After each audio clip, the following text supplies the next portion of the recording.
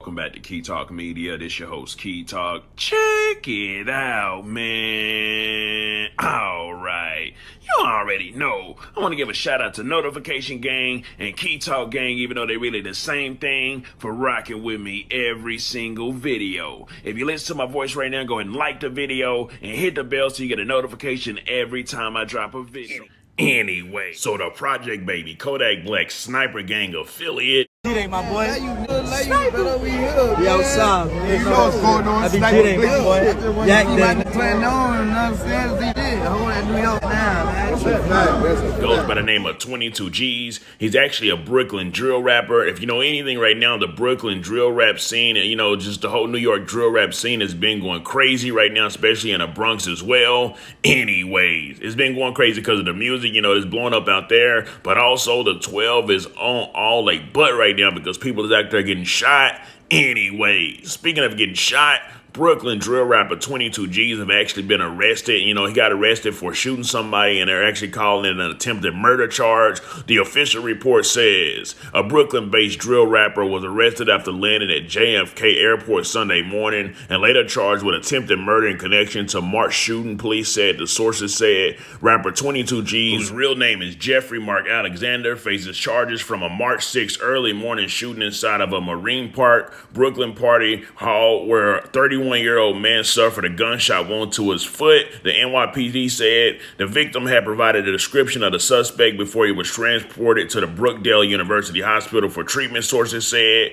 You already know. So pretty much Buddy got shot in his foot, and since he got shot in his foot, he's getting hit with an attempted murder charge. Now, I don't know how often they do that, but like I said, in New York right now, they're not playing no type of games. I bet even if he didn't even hit him, if he would have called the 12 on it, they probably still would have tried to hit him with an attempted murder charge, because they're pretty much trying to rid New York of all the drill rappers right now. And it also says the 24-year-old rapper was also charged with second-degree assault with 2 counts of second-degree criminal possession of a weapon and first-degree reckless endangerment, police said. He was arraigned in Brooklyn Supreme Court Monday night, and his bail was set at $500,000, which he was expected to post with the help of a bondsman. You already know. Ayo, I don't care what nobody say. This generation of rappers are not playing no type of games at all. I don't believe it's too much cap inside of the raps this generation. These niggas is really rapping about, talking about going out and drill, and then they really going out to go drill whenever they say they about to go do it. Talking about if you are considered a op, talking about, and you see your op, they really about to get down on you. Anyways, some paperwork is circulating around with that new rapper that came out, SleazyWorld Gold, that sings that song. He's like, I like what she do to me. She said we keep shooters over here. This where the shooters be, or something like that. I don't know the exact words. But anyways, paperwork is going around now, and pretty much on the paperwork, it does show that he was actually arrested for armed robbery. But before anybody says that there's a snitching paperwork, I'll break it down to y'all so y'all can actually decide whether this is snitching or not. Because there's some people that's like, oh no, he's snitching. And then there's some people that's like, nah, he's just telling the judge that, he admits to what he did, and he's sorry for that so he can get less time as possible.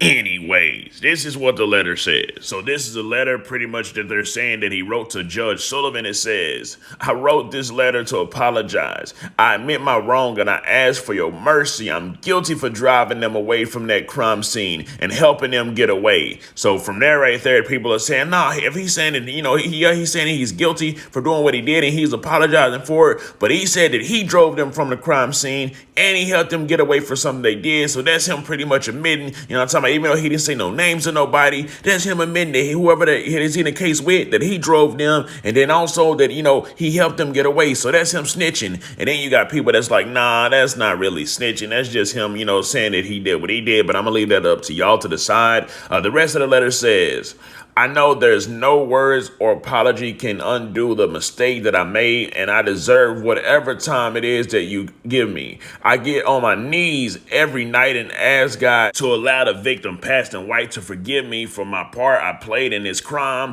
I'm willing to do anything for another chance. I'm only 17 years old, and I didn't want to have to spend 4 or 9 years in prison. Before I got locked up on this, I lived in Kansas City, MO, with my mother and my 2 younger brothers. I worked at Taco Bell and went to school at Central Academy of Excellence. I was graduating 2017, or actually maybe this is 2019. I don't know. The handwriting is terrible.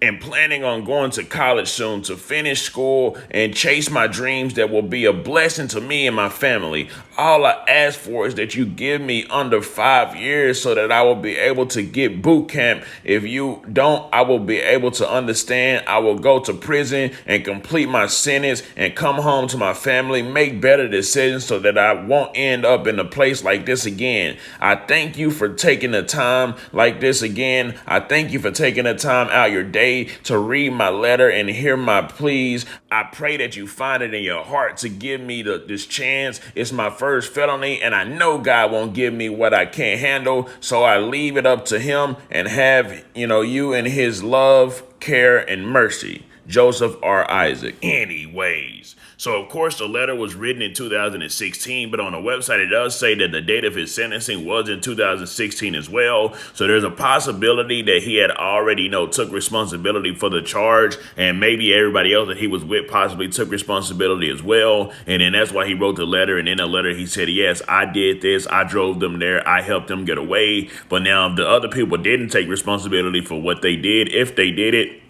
and he did say that, hey, I drove there and then I helped him get away. Then, of course, you can say that that's snitching as well. But like I say, I guess I feel like we would need to, to know what the other people within the case said, whether they agreed or whether they denied what actually happened, to where they can tell if it's a snitching or not. But somebody, I guess, from his city came and said, hey, man, you snitched on your day one partner, which is leading people to believe that, the day one partner didn't want to take any type of responsibility for it. But instead, the bro SleazyWorld did his thing and kind of, what I'm saying. But anyways, y'all let me know, I'm talking about, give me some screed that was in there, some screed, analysts, whatever y'all want to call yourself. Do y'all think this is snitching or not? Let me know something. Comment down below. Let me know what you think about this entire ordeal.